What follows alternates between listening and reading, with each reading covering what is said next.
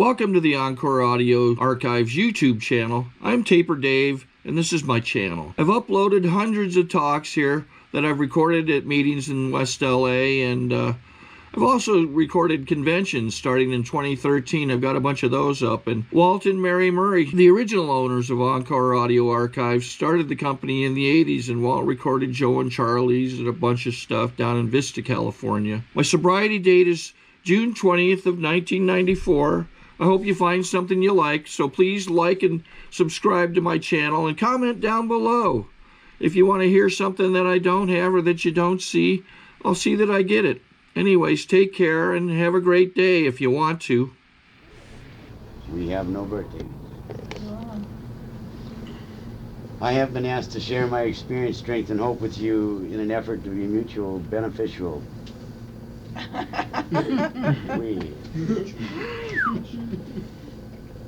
That sounds good. My name is Jack, and I'm an alcoholic. Hi, Jack. If it gets to the point where you can't hear me and I'm speaking too much in my beard, somebody raise your hand, will you? I have that growly, penetrating voice. Also got a dumb sense of humor, so I may be laughing all by myself up here. You may never understand what I'm laughing at.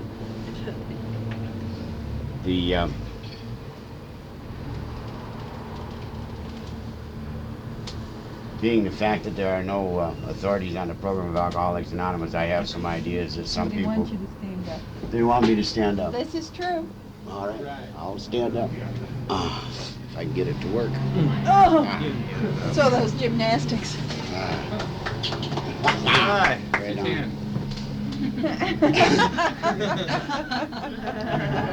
I got a knee that doesn't want to work for me.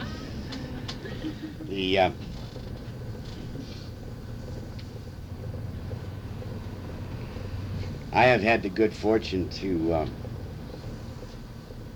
having gotten on the program of Alcoholics Anonymous a long time ago. In 1957, I was let out of jail and given a 2-year probation period. And because of that 2-year probation period and my inability to stop drinking, I started attending the meetings of the Alcoholics Anonymous. And I will bounce around in between here and there and the other where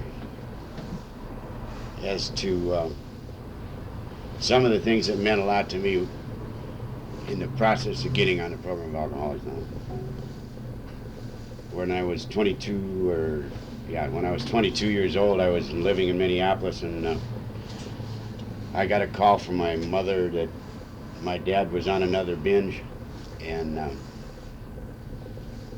neither one of the other offspring were willing to go home and see if they could do anything about it. So I jumped in my car and went to my hometown, and my dad was loaded on pills. And for 2 days I followed him into the bathroom and followed him back into the bedroom, and he'd sleep for 4 or 5 hours. And every time that he went into the bathroom, I don't know where he had them all stashed, but I'd find 8 or 10 more pills. And so by the end of 2 days, I had a whole pocket full of pills, because that was a place I knew where I could keep track of them. And I told my father that I was going to commit him if he didn't volunteer to go into the hospital. And he said he wasn't going to volunteer, so I brought him up to the courthouse to commit him. And as we were walking up the steps of the courthouse, my father said, "I'll commit myself," because he knew in the back of his mind that he could get out in 10 days if it was a voluntary commitment. And he said, "I want to have a pill before I do that, though." And I said, "Here, take 2, they're small." And he was loaded out of his gourd when he went into the...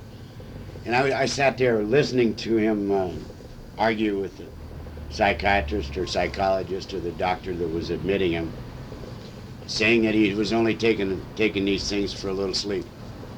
And the doctor said, "You want to go to sleep right now?" And he couldn't answer. 2 years later, that was very helpful for me not to understand that I had a problem with alcohol, because I didn't think I was hurting anybody. I didn't think I had a problem.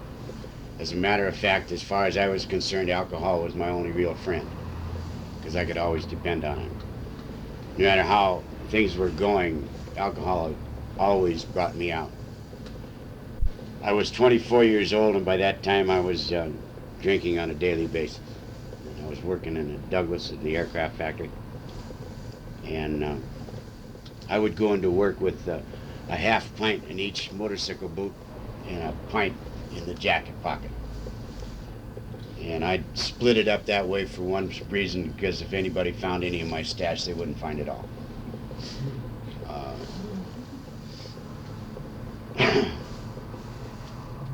On September 14th, 1956, I left work one night. I know it was the 14th because it was my birthday. And I went over to the bar to have a couple of drinks with the bartender and the barmaid at this particular bar. And some of the guys from work followed me, and they handed me a carton of orange juice that they said had a little vodka in it, and I drank it. And about 2 hours later, I woke up in the back end of a police car, and I asked the policeman what was going on. And the policeman turned around and gave me a funny look, and he said, yeah. And I said, hey, no, what's happening? And then he turned around and looked at me, and he said, you don't know? And I said, no. I said, I just woke up. And he said, well, you've been sitting back there in that back seat talking to me for 20 minutes. And I said, well, that's just fine. I wasn't here. And that time, it cost me about $1,500, and they took my driver's license away for 90 days, and I could drive to and from work. 91 days later, I was standing in front of a judge. Actually, it was 92 days later.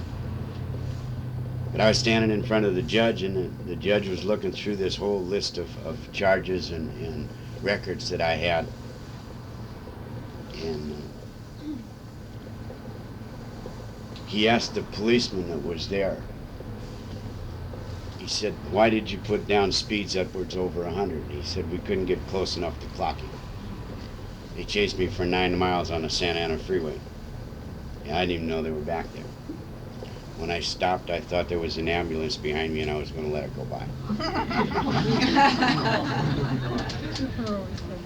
They took me off to the side of the freeway, and they went me through all of these here sobriety tests, and I passed them all until some fool threw 3 pennies on the ground, and they said, stand on 1 foot, bend over, and pick them up. And I went straight on over.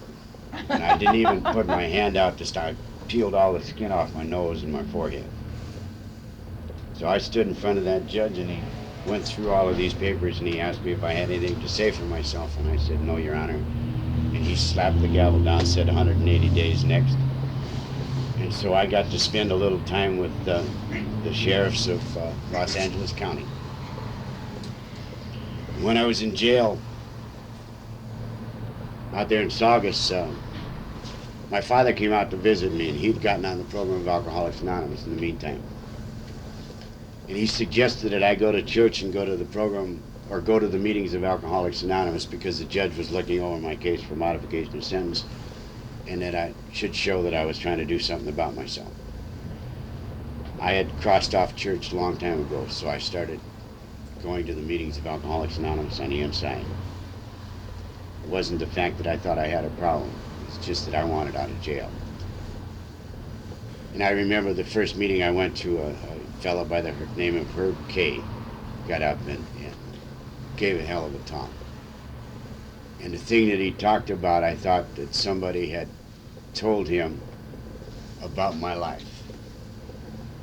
Because I identified it, and I really didn't know anything of really what had happened or anything like that.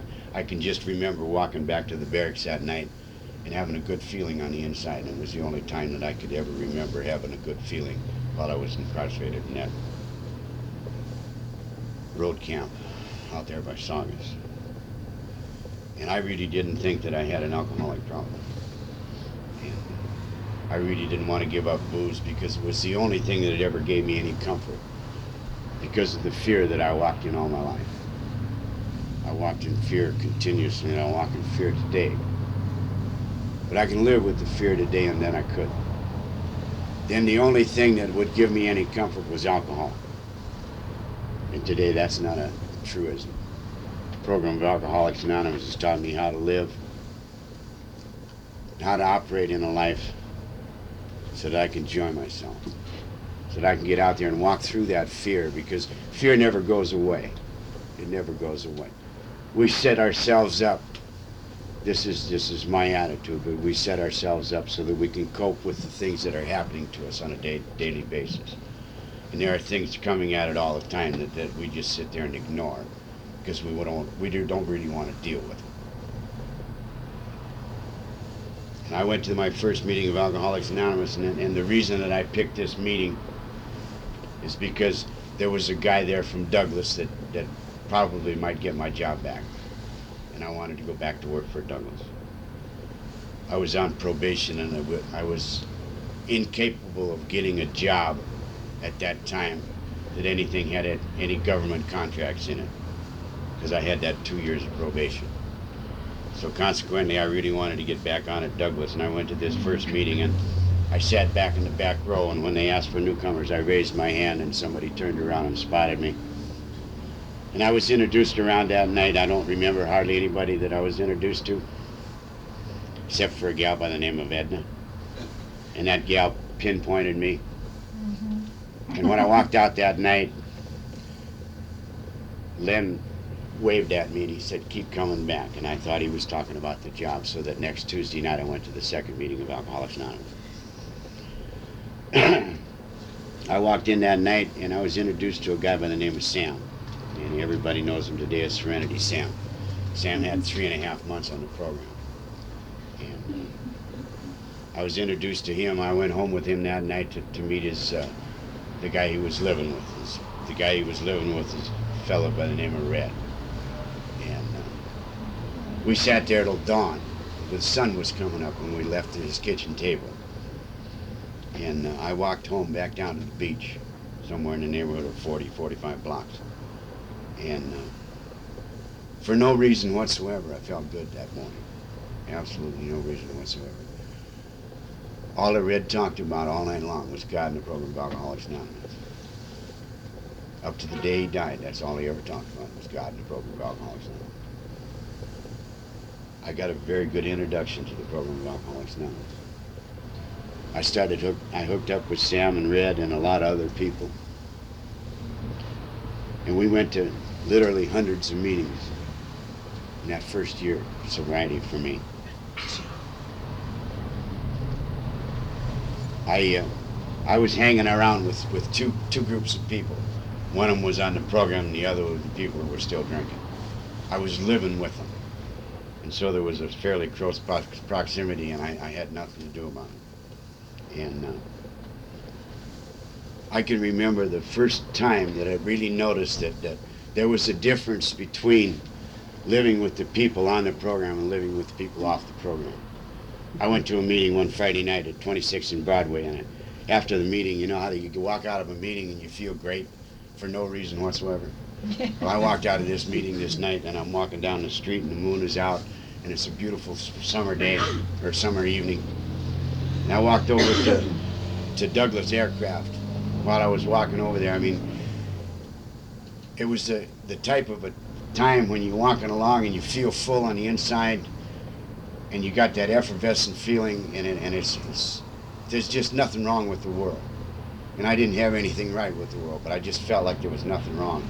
And I got over there and I met my buddies, and we went down to the Scotsman's on Pico Boulevard. And about 15, 20 minutes after I got there, that feeling was gone. And I was nervous again, and I was twitching. And I realized then that there was something going on inside of me that I didn't have any control over. And I was going to have to start changing some of the things. And that's when I started dropping the people that I used to drink with. That's when my life started changing. I didn't really think all of this out. It's just most of it's in retrospect, what I see what happened to my life as I went along. It was just a few months later that I met a young lady in the program.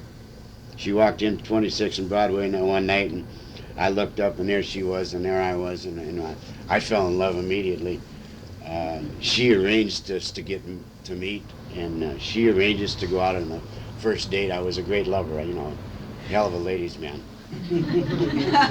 And we dated for a while on the program, and she decided that it was time to get married, so she told me that she was going over to Las Vegas and get a divorce from her previous husband, and when she come back, we'd get married.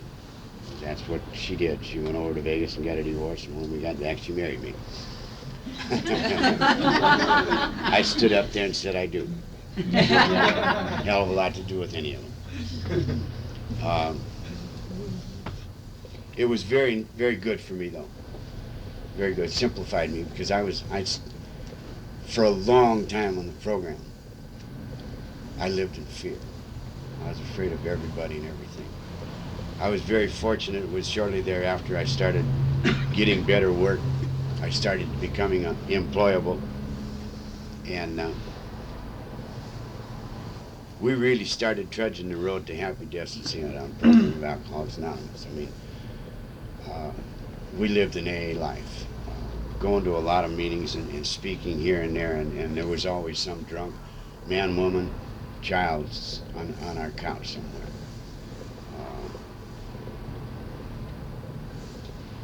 We went to hundreds of institutions together. We drug a lot of people along. We introduced a lot of people to the institutional committee, and we spoke all over the place. And we had a hell of a good life. It went along for somewhere in the neighborhood of 10.5 years. And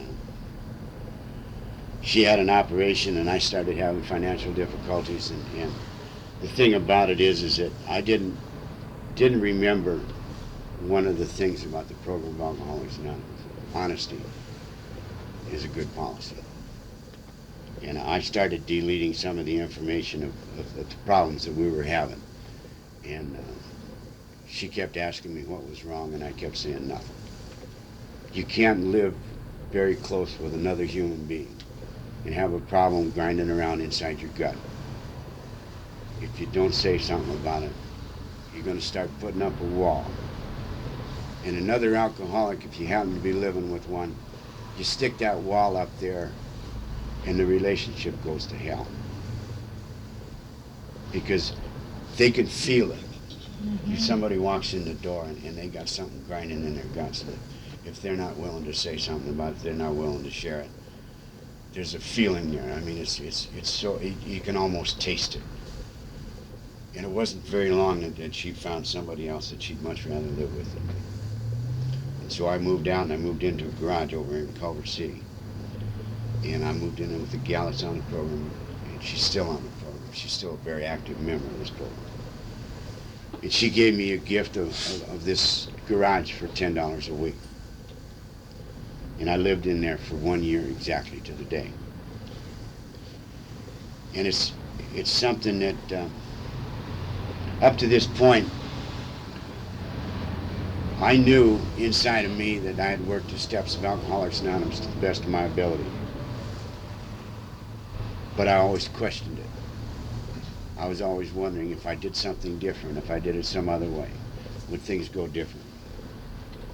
And I got into this garage, and I had a lot of time for myself because I was owed a lot of money, and I really had no method to go out there and really become a man of the night. And I was just barely limping along with a couple of old clunker cars that I was trying to keep running. And I had thousands of dollars of debt. And so that year I made $24,000, which was a lot of money for me. And all I did was pay it off or give it to a money manager, because I noticed after 2 months I had made somewhere in the neighborhood of $4,000, and I hadn't paid one debt. So I figured there was something wrong there. So I turned my will and my life over to my money manager.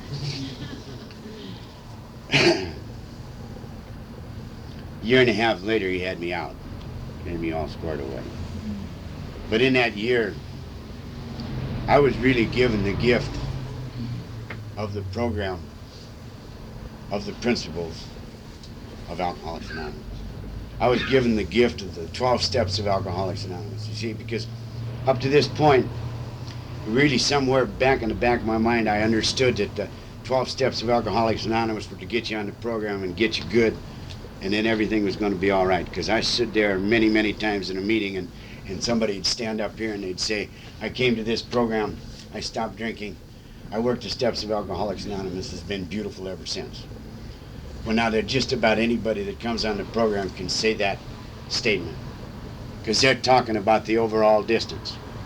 If I've been on the program for 27 years, and it has been nothing but better. But there has been times when I walk into a meeting and it looks like just another dung heap, just another pile of crap. And I look up there at this guy that's standing up there telling me how beautiful it is on the program of Alcoholics Anonymous after you work the steps, and all I can say is, yeah.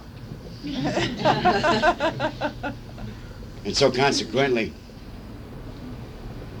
I didn't really know whether I'd worked the steps of Alcoholics Anonymous. I sat in many meetings wondering, Jesus, if I just do what this guy did, or if I just do what that gal did, maybe everything would change.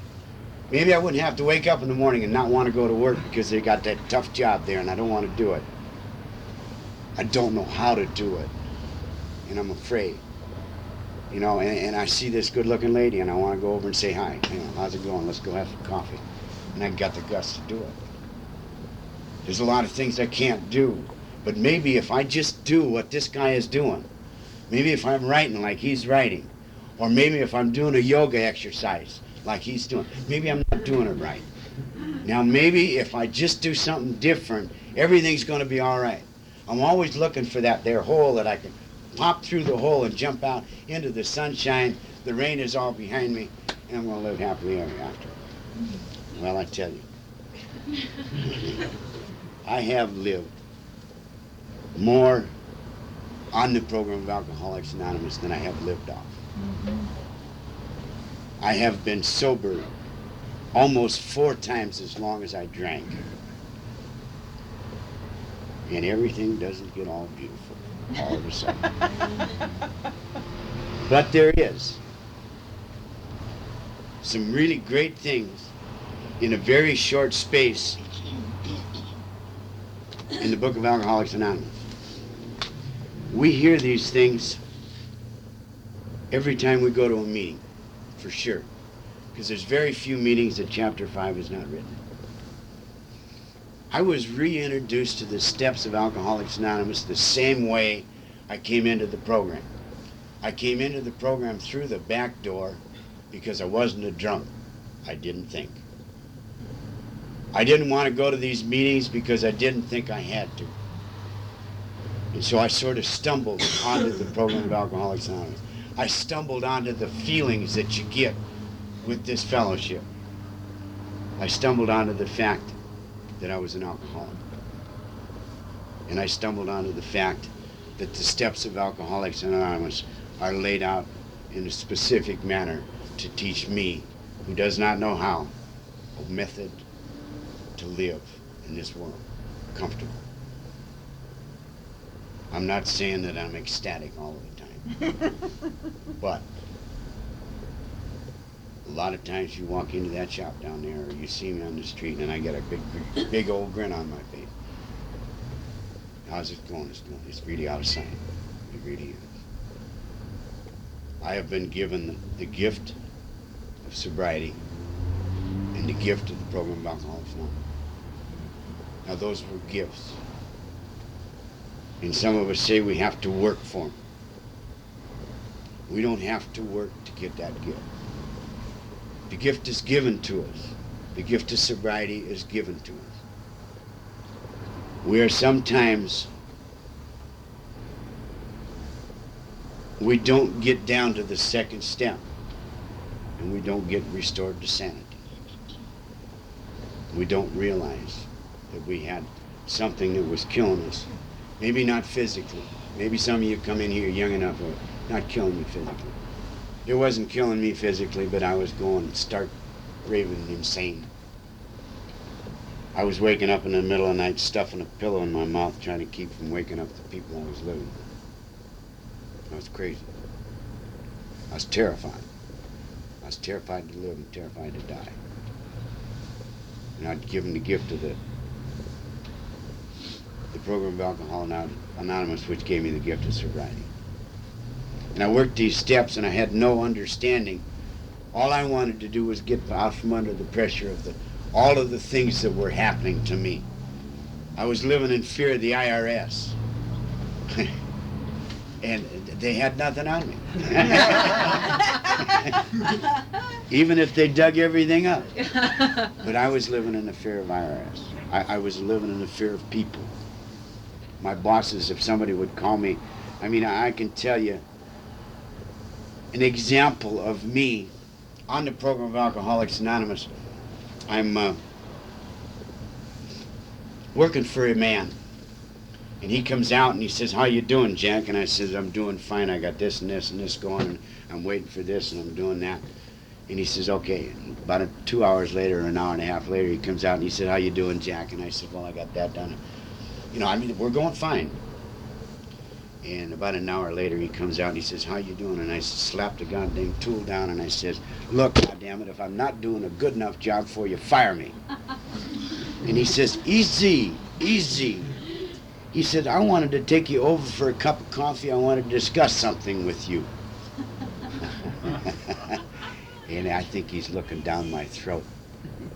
I think he's trying to figure out how to get rid of me because I'm not doing a good enough job. What he wanted to talk to me about is he wanted me to run his place. He wanted to make me the manager. And I'm thinking, he doesn't like the way I work. Now that's typical fear that was running around inside of me. And I was at the point sitting there looking at a bundle of debt, looking at what did I do to a marriage, wondering what the hell was wrong with me, living in a garage, back down to the fear, wish to God I didn't have 10, 12 years on the program so that I could start all over again. And I went to a meeting down in Venice on Monday night. And I walked into the meeting and I'm standing there talking to a guy by the name of Barney. And I'm telling him that, God, I just want to go out and have a drink so I can just start all over again. I don't have to know any of that stuff or any of that thing. And the newcomer standing there and he said, "Well, you don't have to go out and take a drink to start all over again. You can start your program of Alcoholics Anonymous anytime." So I did. You see, the insanity that they are referring to is the mind trying to figure out one more way to get its medicine. My mind has been pounding on me and figuring out ways ever since I got on the program of Alcoholics Anonymous. I don't fantasize about going out and getting drunk, but it will pick anything out of midair, slap it into the computer and say, "You really need to go do that." And I don't have to anymore. I know that I don't have to be restored to sanity. I am an alcoholic and I cannot drink. And that is my insanity, that someday, somehow, it will get its medicine. The other thing is that there's that line, somehow, someday, we will control their drinking. Well, I keep thinking that there's someday, somehow, I will be able to control my life. And that's the other insanity that I have. I sat in that garage, and this lady that I knew introduced me to the 10 step of Alcoholics Anonymous. I was introduced to that before I was reintroduced to the first step. And I had been working the 10 step of Alcoholics Anonymous almost diligently for years. I was born and raised a Catholic, and that's a good confessor. I was going around confessing my sins for a long time. And she almost hit me on the top of the head. She said, "Jack, there are two halves to that step. The first half is continue to take personal inventory. And it does not have anything to do with the second half. If you find something in in your inventories that you take that you did wrong, you can make note of it. But I'd been going around for somewhere in the neighborhood of 10, 12, 13 years, whatever it was, I don't know. But I've been going around looking for the things that I was doing wrong. And I had a lopsided view of my life. I thought I was rotten, because I was always taking out the things that I had done wrong and examining them and saying, you know, you got to be able to do better. And I had a one-sided view of Jack. Because I didn't know who Jack was. I didn't know what he wanted.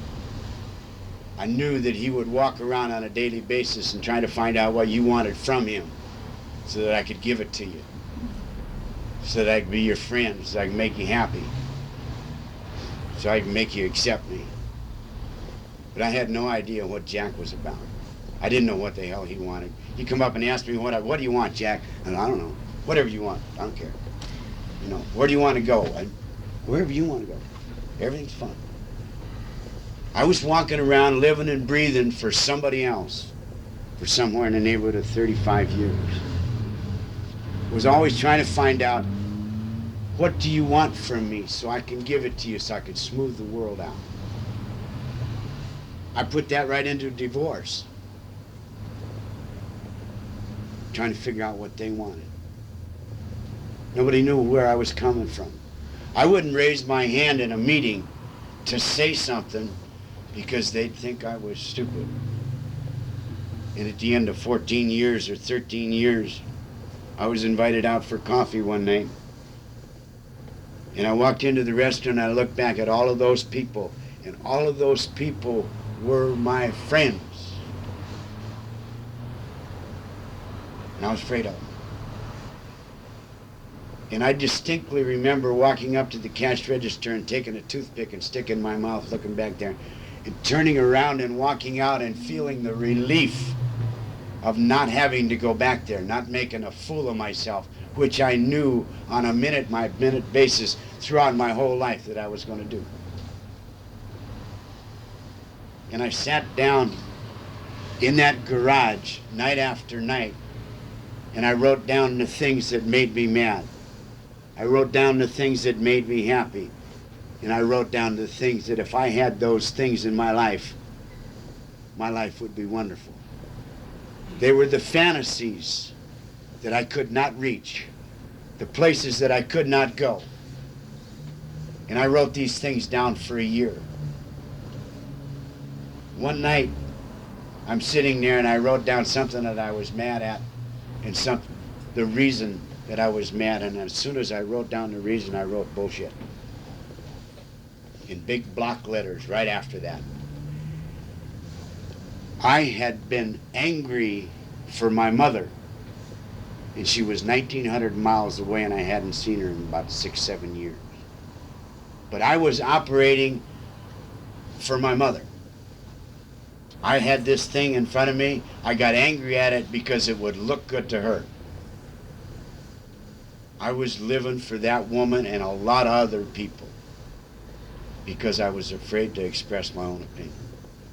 Doesn't make any difference whether that opinion is right or wrong. I have learned that I have to find out what's deep down inside of me. What means something to me, not something to everybody else. What means something to me? So that I can go out there, and if I've got guts enough to go out and pursue it, I can stand behind that pursuit. And if I've got guts enough to say something about something, I am man enough to stand behind it. And I started working the program of Alcoholics Anonymous on a daily basis. Not to get good, not to stay sober, but to learn about Jack. Learn what Jack was putting out in this world. Learn who he was and what meant something to him. And so that when I went up and said something to somebody that was new on the program of Alcoholics Anonymous, I wouldn't have to stand there and tell them something about somebody else. I could stand there and tell them about my gut feelings, about the things that happen in the program of Alcoholics Anonymous, the people that come into my life and the people that make my life good. I could tell them about the experiences, the fear that I've had and I've been able to walk through. And the experiences that I have had to work the steps of Alcoholics Anonymous. Work these principles and attempt to work them not to your satisfaction or not to your glory, but so that I can survive on another day and be somewhat comfortable inside of me that I did a good job today and I did the best job I could ever do. The program of Alcoholics Anonymous to me is my life. Now, I am not the ideal man walking down the street, and I never will be. There are people that look at my life and say, we don't want anything that he's got. That's great. I like some of my corners too well. I have things in my life that I wrote down in a book that were just a fantasy beyond all of my dreams. They were so far out there that, I mean, that's fantasy. That's Alice in Wonderland. Things like that can't happen. They're an integrated part of my life today. And they're not something that I have stopped at. The life of Alcoholics Anonymous, watching somebody come in this program and go from that look that they have on their face in the first few meetings of Alcoholics Anonymous to watch these human beings come alive and become something again. Now, up here you may not see too much of that because the drunks may not get that bad. But I have a man that was in my shop Friday, and I talked to him about the steps in the program of Alcoholics Anonymous for 12 years. I kept telling him every time he came into my shop, I said, babe, we're saving a seat for you. He come walking in, and as the years went on, it kept getting worse and worse. And the last time he walked in, he said he tripped over a dog and fell into a coffee table. He'd actually gotten the hell kicked out of him the night before. But I said, Hap, God, I'd love to see you need some help. He walked into the shop yesterday. He's got 9 years on the program of Alcoholics Anonymous. And it's amazing to me. The man was dying. I had another fella that came out of the same place that I met this guy. And I talked to him for somewhere in the neighborhood of 14 years. And I had to find somebody on the program of Alcoholics Anonymous to perform a funeral service for the man. Because he could not get sober. He could not find the reasons that we need to get on the program, to get the gift of sobriety. And he'd come down there and he'd shake his head and say, Jack, I just can't stay sober. I just can't stay sober. He'd glue together 5-6 weeks, a month, and then he'd be out and drunk again. The man was a huge man. He could pick me up and break me in half and not exert himself. But he could not get the strength that is needed, that is given to us via the steps of Alcoholics Anonymous, that is needed to stay sober. These steps are a way of life. They're not something that you come in here and you do them right quick like so that you can get on with your life. Because without the steps of Alcoholics Anonymous, I never would have been able to live. I was too afraid. I could not do the things that other people could do on a simple daily basis. And today I get my ass way out there. The program of Alcoholics Anonymous to me is just, it's my life. I hope to God I never have to leave it. Thank you.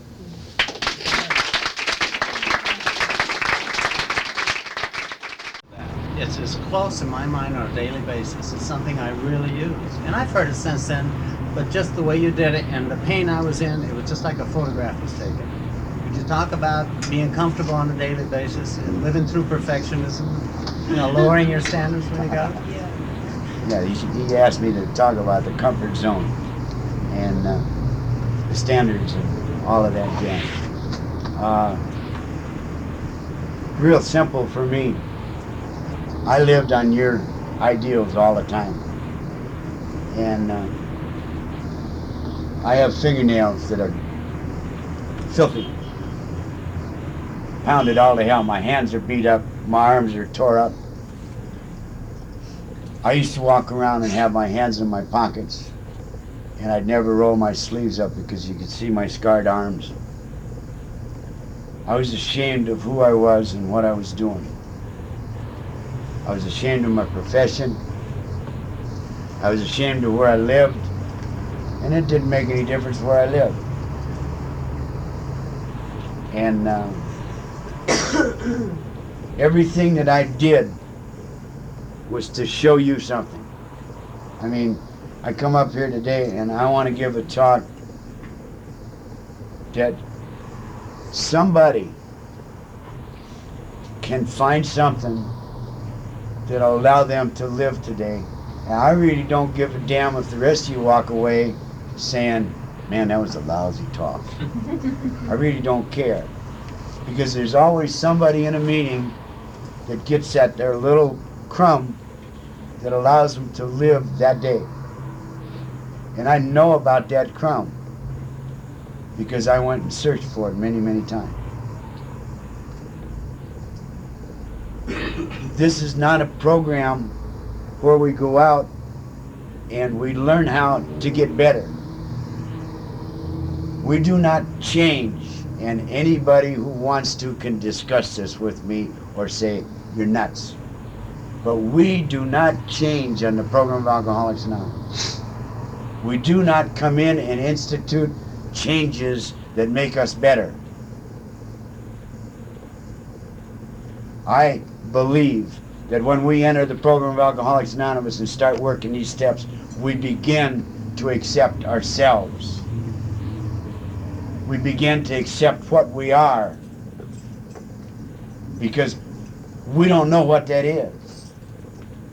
But we begin to accept ourselves and what we are and our limitations, and usually we're way below our own limitations because we are too afraid to do anything about it. We set our sights up here. We set our ideas up here where we would like to go. And 99 chances out of 100, those ideas and ideals are to please somebody else. And we have no interest in at all on where we're going. And we really we're not capable of putting out the effort that's inside of us because we're not interested in it. And so consequently, I always say we set our goals up here. Those are goals easily achieved by anybody that is interested in them. But 99 chances out of 100, we're not. And so consequently, we have set a goal too high for us. There's a lot of things that we want to do, but we are not willing to put out the effort to do them because they don't mean that much to us. Those are fantasies that we lay out there. And those are my ideas. I will come up with my ideas today because I believe in them. They may not be for you. They might not work for you. The program of Alcoholics Anonymous is an individual program. This woman here does not feel the same way I do about anything. We may be very much alike. But she has to learn these things for themselves. I do not know most of the time what I say. On the steps of 26th and Broadway one Sunday night, I took the third step. I turned my will and my life over to the care of God as I understand them. And I say things that, like I said to the Dave that day, and I may never remember it from that day onward. But those things that come out from me are not mine. They are what's needed at the time. I believe it is in the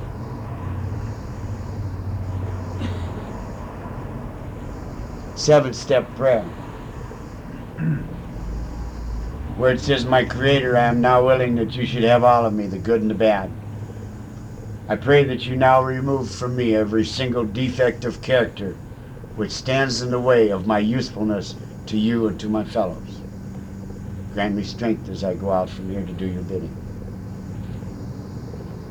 In that, I believe that I worked very hard on my anger when I was first around the program of Alcoholics Anonymous, because I'm a violent man.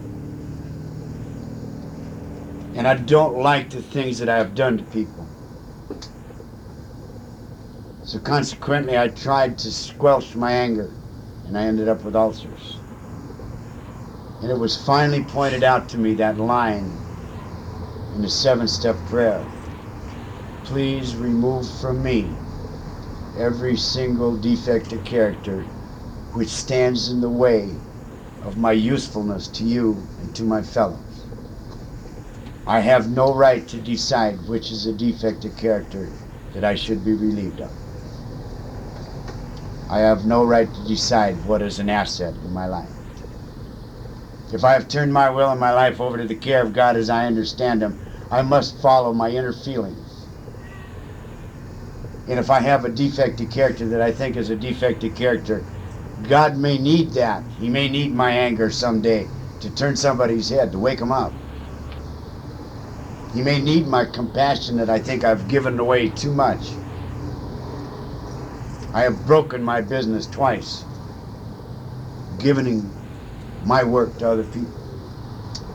I've busted it down the middle. That's immaterial. That's no big hero thing.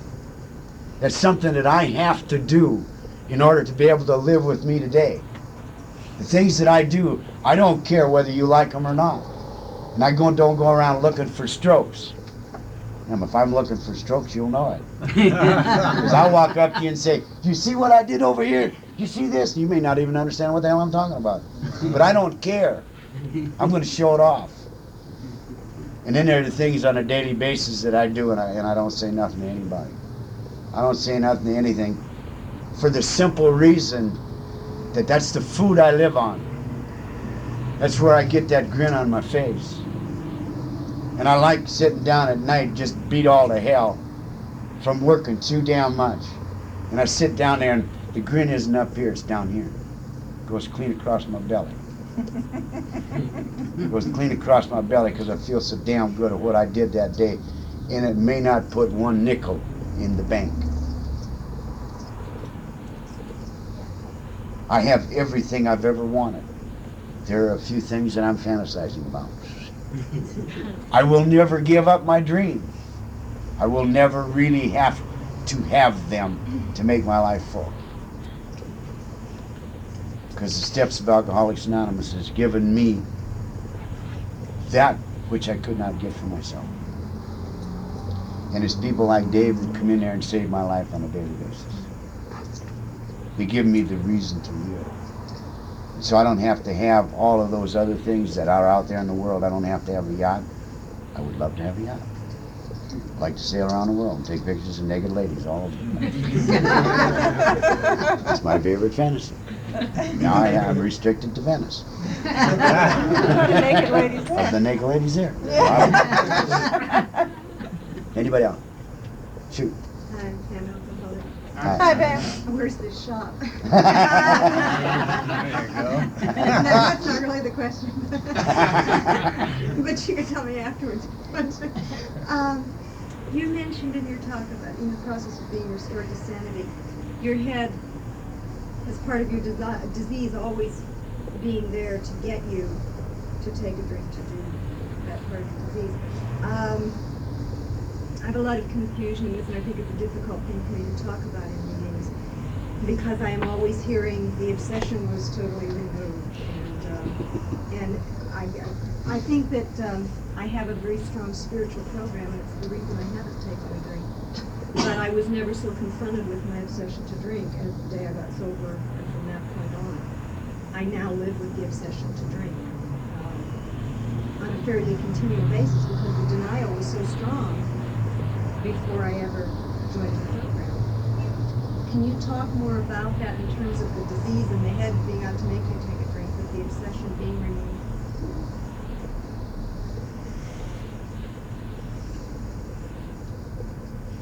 The obsession is the insanity.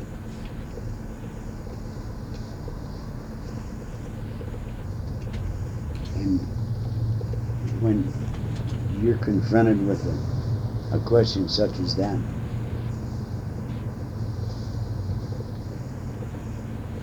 I have spoken all morning of the things that have relieved my obsession.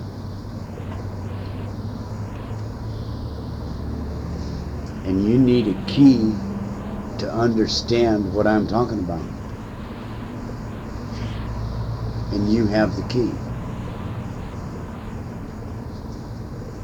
And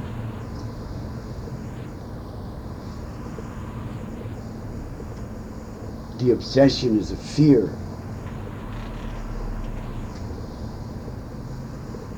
Fear of loss.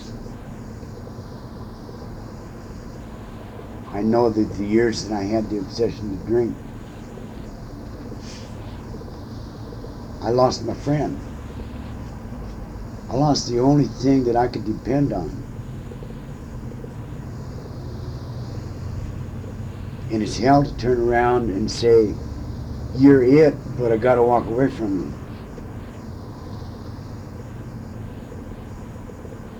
And the thing, when the obsession leaves, we always wonder why we had it. We always do. But when you're in it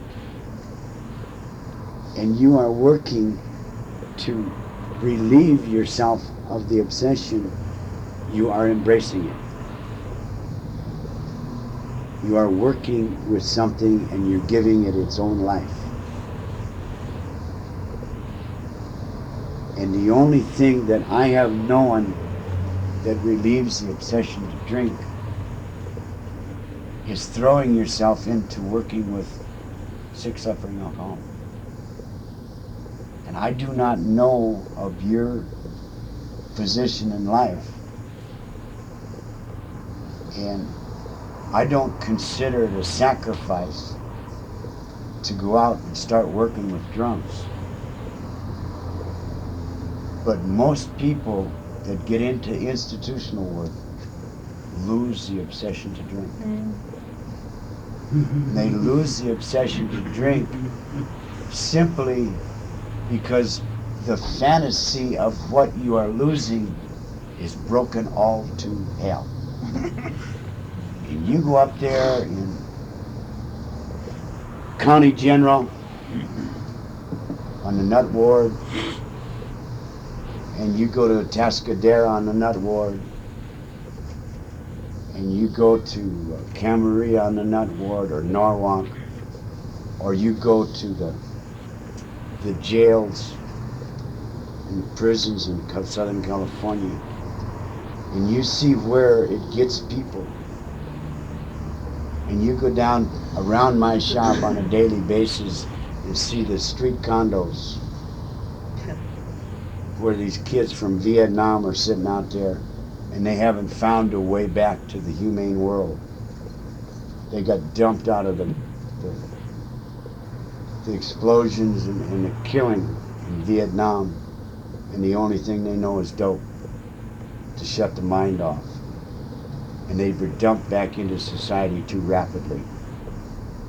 And they've been given the gift of the blackout. And they have to live there because nobody has been able to reach them yet. I have gone into prisons and watched young men. The only difference between me and them is they were caught. And I wasn't. I've gone in and stood in front of a bunch of men that, I mean, their average age was younger than I was. They were sitting there doing anywhere from 10 to 15, 20 years. And all they had was a problem with dope or alcohol. And they went out and blew themselves and somebody else away. And they took their lives and threw it away. And I was given the gift of sobriety when I was 24 years old. And if it hadn't been for the gift of sobriety, I'd have made it. I'd been in prison. Hadn't been the gift of sobriety. My son, who was 22 and a half, almost 23 years old, he's got 2.5 years of sobriety. And he was a crazy, insane young man. We played out in the street with shotguns. I took shotguns away from him. And emptied the shells out, put it on safety. And then I'd think of what the hell I'd done. Because I wasn't up against a human being. I was up against an alcoholic that was doing his thing. And we obsess because that time until we get on the program and get going and start finding some comfort on the inside, booze or drugs are the only thing that give us any comfort. And we sit there on the edge, on the jagged edge, until we can find some comfort. And until you find some comfort with the program of Alcoholics Anonymous, you're going to sit on the jagged edge of sobriety. Now, you don't have to drink. You can sit right where you're at and go into meetings for the next 30 years.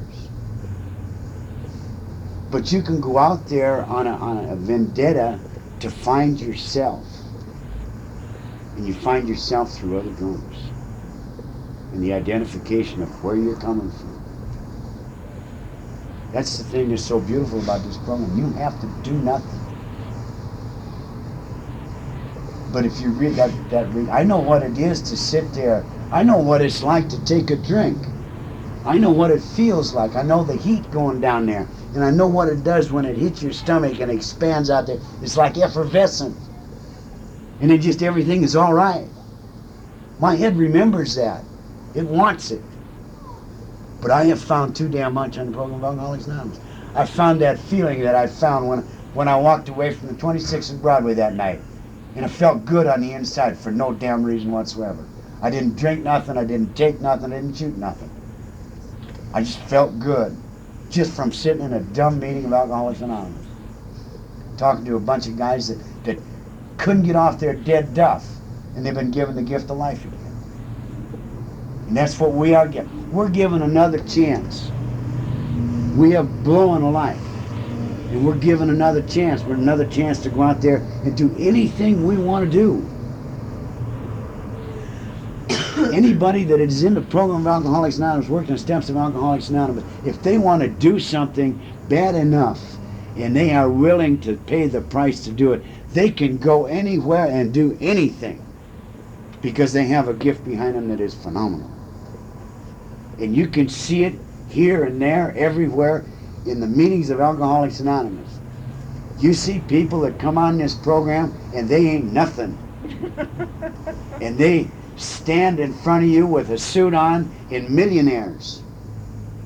I know of a millionaire that came on the program through Washington Avenue in Minneapolis, which is Skid Row, was given a suit and a pair of shoes off of a stiff and started the Hazelton Foundation. A multi-millionaire came off of the Skid Row. And the obsession is murder, as long as you're grappling with it. But if you stop grappling with it and start working with other alcoholics, you will wake up one morning, and not too far from there, and all of a sudden, you will say, I do not want to drink. We're almost dead. Go.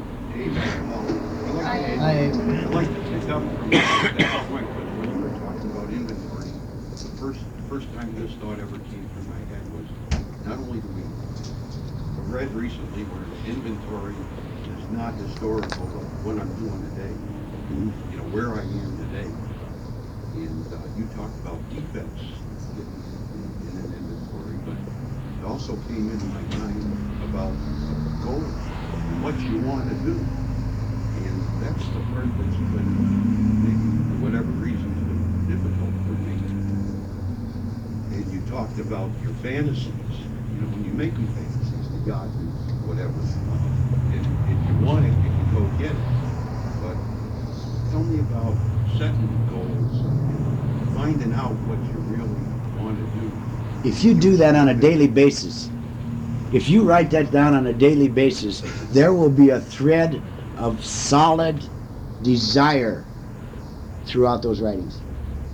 If you write whatever you want to do today, if you want to go fishing, even if you can't go fishing, that's a fantasy today. If you want to be married to this woman over here, or or divorced from that woman over there, whatever you're, I mean, if one of the greatest things in the world, if I could take and be proud of the nudes that I did, and today I am. I was asked to have a show in the Olympics. Just too much effort. I ain't got the time. And it's sad to be that way, but that's exactly the way it is. I mean, I would have given my left arm 5 years ago to have a show in the Olympics. And I looked at what it was going to cost me and how much time it was going to take, and I said, well, we'll do it next time around. There's something much more important for me today. Today I was get the shop ready to go so my kid can go in the hospital tomorrow afternoon and have an operation. That's much more important to me.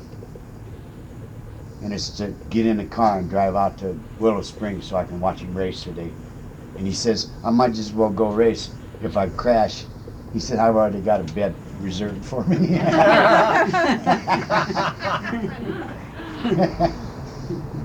The fantasies, you gotta live your life out.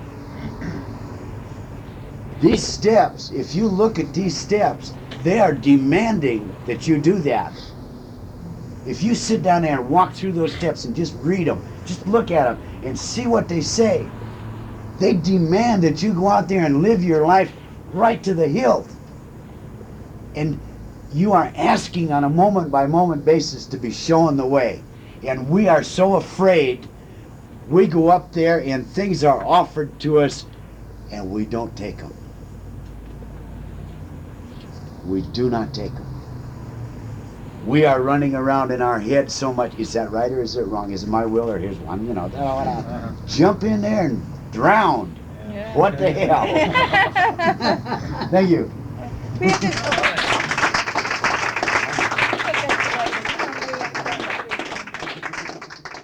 I think we got a great talk going on here. Thanks for watching the channel. Taper Dave here.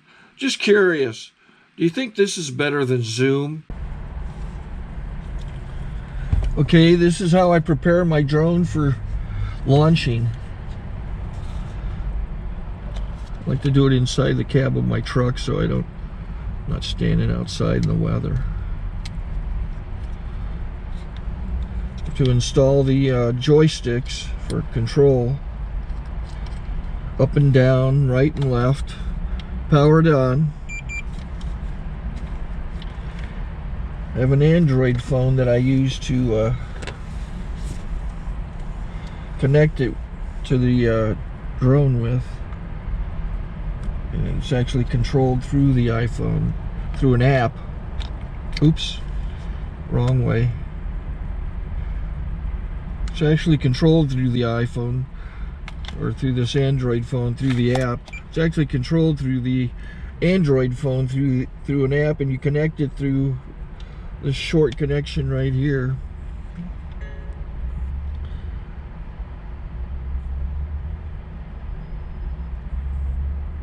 Remote control connected.